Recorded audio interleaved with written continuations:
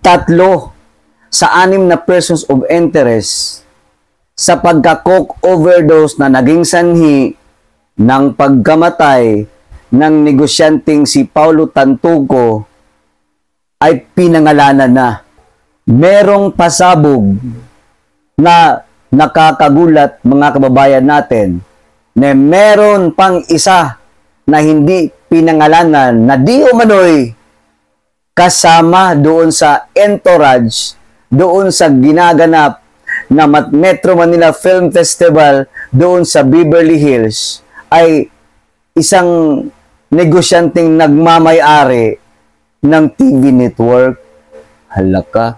Kaya pala siguro tikom ang kanilang bibig or kaya nga pala siguro nag-blackout sila patungkol dyan sa issue na yan para hindi siguro masilip. Nagtatanong lang. At Ante Claire Castro, nahirapan nga ba sa pagtatanggol patungkol dyan sa issue na yan na kung saan nalaman na ng buong mundo? Lumabas ka na, Ante Claire, at ang dami na pong nag-aantay sa'yo patungkol dyan sa mga pamimeke mong balita dyan sa iyong press briefing. Expected nga, kahapon sana, ang daming nakaantabay sa iyo, pero subalit, datapuat, mahirap kasi gawa ng script yan. Kailangan mo ng masusing advisor galing sa iyong amo. Isang magandang araw mga kababayan. Nagbabalik muli ang inyong lingkod, Sir Co-op. Eto na mga kababayan ha. Dahil wala pang reply o wala pa press briefing itong si Claire Castro mga kababayan patungkol dito sa issue ng pagkamatay ni Paulo Tantuco mga kababayan natin, merong balita na kung saan babasahin natin itong post ni Bobby Tiglao mga kababayan dahil patungkol po ito doon sa sinabi ni Ate Claire Castro na ubod daw ng fake news itong si Vice President Sara Duterte. Nakakatawa lang kasi kung sino pa tong nagsasabi ng fake news ang ating Vice President Sara Duterte, siya pa tong butata ngayon. Ngayon sa inilabas na report na galing mismo doon sa records or supervising records or supervisor records or office records doon mismo sa Beverly Hills, mga babayan natin, sa mga kapulisan doon, ay lumabas na nga pinangalanan na yung mga pangalan doon na nakita talaga doon mismo sa loob ng kwarto sa lokasyon na kung saan walang malay na po yung biktima. At the same time, maraming nakita doon sa lamesa ng mga white powder substance sa mga kababayan ayon mismo doon sa Los Angeles Police Department mga kababayan. Eto po, bago tayo magsimula, ipaparinig lang natin kung ano yung mga sinasabi nitong si Ante Claire Castro na ngayon, nahihirapan siya. Aminin mo Claire Castro. Nahihirapan ka kasi mahirap na kaso ito. Makukulong talaga yung first lady amo mo mga kababayan natin dahil hindi ordinaryong kaso to. Kulungan talaga ang labas nito, lalong-lalo na doon pa nangyari mismo sa Los Angeles, California mga kababayan. Eto, ipaparinig ko sa inyo itong mga yaw-yaw nitong si Ante Claire Castro natin na walang ginawa kundi nagpapakahiya lamang dyan sa kanyang pagiging undersecretary. Okay, panoorin po natin. Eto na po. Ng malaking krimen sa Estados Unidos na merong namatay dahil sa drug overdose. At kung makikita ninyo doon sa police report ay nandoon ang pangalan ni First Lady Lisa Marcos na isa sa mga tao doon sa loob ng kwarto kung saan yung tao ay nag-overdose sa suspected drug overdose sa hotel room at ang daming nakikitang white powder substance na sinabi doon sa police report ay suspected cocaine din, ay bigla nilang kinuha si Pangulong Duterte. Sa kanya pala lang galing ang fake news. Siya pala ang source ng fake news na ito na pinapakalat laban sa unang ginang kay First Lady. Unang-una po, kailangan pa ba natin paniwalaan ang mga ganitong klaseng istorya na nanggagaling sa Vice Presidente?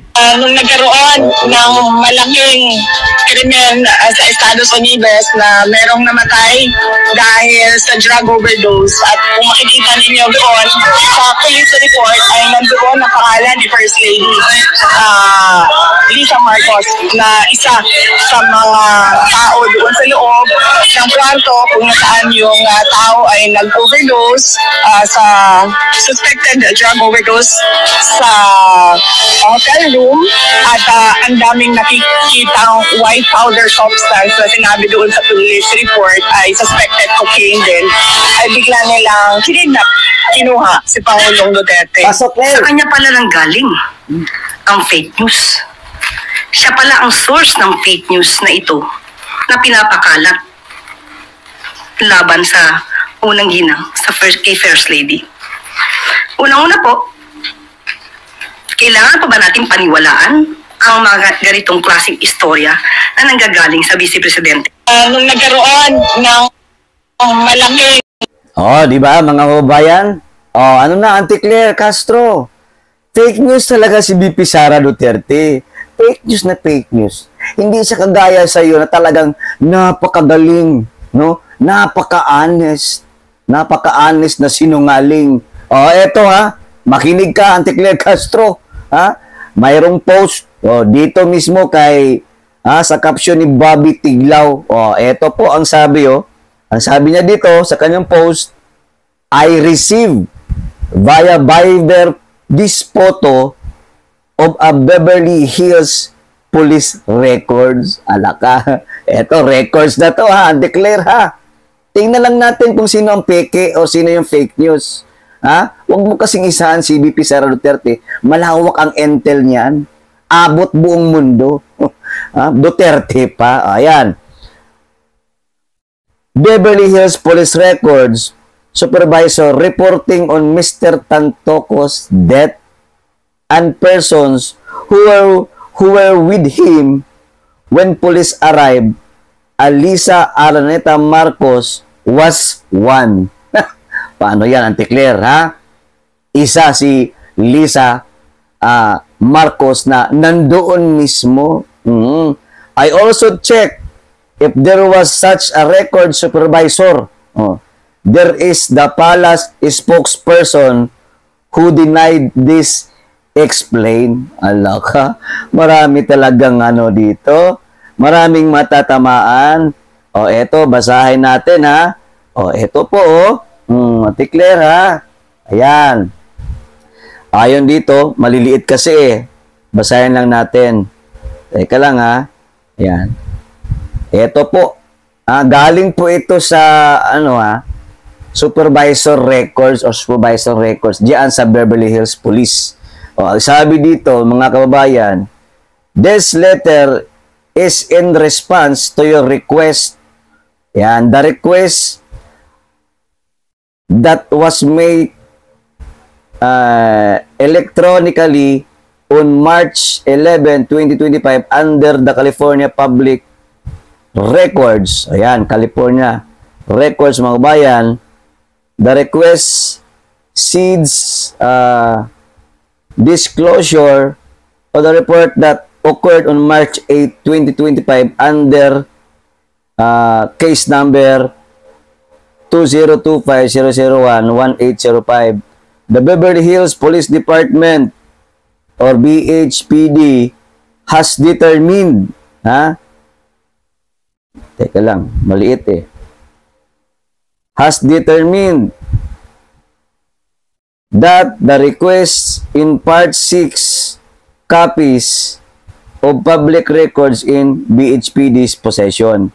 Under the Act, BHPD is not required to disclose or disclosure any records of complaints or to investigations conducted by or records of intelligence information or security procedures of the Office of the Attorney General and the Department of Justice, the Office of Emergency Services, and any state of local policy agency o police agency or any investigatory or security files compiled by any other state or local agency for correctional, law enforcement, or licensing purposes.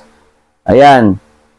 The records sought in the request fall under this exemption and therefore will not be disclosed. However, BHPD is providing the following information in accordance with the Act. Ayan, nandito na nga, oh. Naku po. Auntie Claire, paano yan? Ha, tapusin mo yung script mo dyan. Ha? Magpaturo ka kung sino ang dapat magturo kasi kitang-kita dito. Ayan, crime incident. Ayan, death investigation. Location of incident. Dito na po nakita natin. Ha? Death investigation, location of incident. 9876 Wilshire Boulevard number 504, Beverly Hills, California, the Beverly Hilton. Ayan, reported date and time, March 8, 2025, around 11:32 a.m. Date, time of incident, March 8, 2025, 11:32 a.m. So, ibig sabihin, umaga pala itong nangyari itong party nyo, pag insingot-singot mga kababayan. Nako, nabulunan siguro, nasubraan ba? No? Ayan, victim age. Ayan, Juan Paulo Tantuco, 44 years old. Summary of incident. On Saturday, March 8, 2025, at approximately 11:30 hours, officers were dispatched to the Beverly Hilton Hotel regarding a person not breathing. Halaka. Pumunta ang Beverly Hills Police Station or Department doon kasi may report nga, Auntie Claire, na may isang tao doon na nahihirapan ng huminga or hindi na humihinga. Ayan, ano sabi dito? Officers entered room and observed hotel security performing chest compressions on an unconscious male subject. So, ibig sabihin, talagang inaano na nila na i-survive, no? So, nagkaroon ng chest compression para siguro first aid, maano nila, no? Maagapan pa kasi nga, hindi na nga humihinga, unconscious na. Officer took over with life-saving measures and subject was pronounced deceased at 12:05 hours by paramedic. So, hindi na nga talaga na-survive at kinaya, binawian ng buhay na talaga itong si Paulo Tantuco. And the cause is initially suspected to be drug in overdose. Halaka. Ito po hindi kasinungalingan. Auntie Claire, hindi po ito kasinungalingan. Totoo ito kasi galing ito mismo doon sa records, mismo doon sa Beverly Hills at sa mga pulis. Totoo na po ito, hindi po ito piki-piki na kung saan puro ka fake news. Ikaw lang naman ang fake news, Auntie Claire. Nako. White powder suspected to be cocaine was seen scattered on tables and the floor. Companions of the victim were summoned to Beverly Hills Police Department for questioning which were Dina Arroyo, halaka. Ito na yung mga pangalan. Dina Arroyo, Tantuco, asawa yata to sa namatay, no, na si Paulo. Lisa Araneta Marcos, ayan. And Alexa Miro. May nakalagay pa dito. If you have any question, please feel free to contact me. Donna Corse, number 826, record supervisor. Mga kababayan natin. Auntie Claire, klarong-klaro na po. Nandyan po ang amo mo. Nandyan mismo sa pinangyarihan na kung saan i-try na nilang in-revive yung namatay, kaso nga hindi na kinaya. Pero bukod doon, talagang ang initial talaga nila na dahilan o sanhi ng pagkamatay ay drug overdose ng cocaine. Paano natin yan ngayon isasalba at ipagtatanggol itong First Lady? Nagko-cocaine nga, kitang-kita na nga, nandyan na nga, naka-state na nga yung pangalan nila. At takang-taka lang tayo mga babayan. Inimbitahan na pala sila, no? Inimbestigahan, question siguro kung ano nangyari, bakit nagkaganon, at isa pang matindi doon, bakit kayo nagkukokain? Yun ang talagang pinaka malaking katanungan. First Lady ka, bakit may ganyan? Di ba? Ayan, Auntie Claire, ha? Bistalo talaga itong mga mahihilig sa mga ganong magkukog. Kasi siyempre, mayayaman, Ang alam ko, meron pa daw isa, no? Hindi lang talaga nailagay dyan sa listahan na yan, pero marami na po nagpo-post, nakikitaan na natin na ito daw, no? Nagmamay-ari ng isang malaking TV network, Diyos ko Lord. Sa bagay, kayang-kaya naman kasi nila yung mga ganyan mga cocaine or coke. Kasi marami naman silang pera. Problema dito sa amin, ang hilig lang ng mga ibang bangag dito para maging sabog, magkatsubong. Ang katsubong ay mabisa yan, no? Para talaga mawarak, mawarak yung ngipin mo. Lalong-lalo pag may sira ka at mamatay yung uod sa loob ng ngipin. Oo, katsubong, mabisa yan, tip ko sa inyo yan. Pag sisingutin mo yan, talagang sabog, patay talaga yung mga uod sa yung ngipin. Oo, pagtingin mo, ang dami. Yun lang ang kaya ng mga iba. Samantalang itong mga mayayamang personalidad, no? Nagkukukain pa, hindi tuloy gaba, hindi magsaba. Kahit anong, basta gagawa kayo ng hindi tama, may parusa yan. Oo. So mga kababayan, abangan na lang natin. At this moment, anong oras na ba?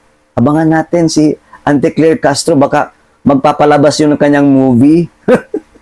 Baka tapos na yung script niya. Baka tinulungan na siya ng kanyang director. Mahirap kaya magpa-pretend. Mahirap sa isang PCO undersecretary na magpapalabas ka ng inyong mensahe na kung saan ultimo ang kaharap mo mga mainstream media, bubulahin mo. Tanga ka ba? Ikaw lang yata yung attorney, Claire Castro, ang nakita ko talaga na sukdulan ka ng nuknukan na pagkabubo, iti-iti at tanga. Sige, gawin mo. Gawin mo yung trabaho mo hanggat saan ka gusto at hanggang saan kaya na yung kapal sa yung mukha. Hanggang dito na lamang mga bayan. Maraming salamat and God bless us all. Bye.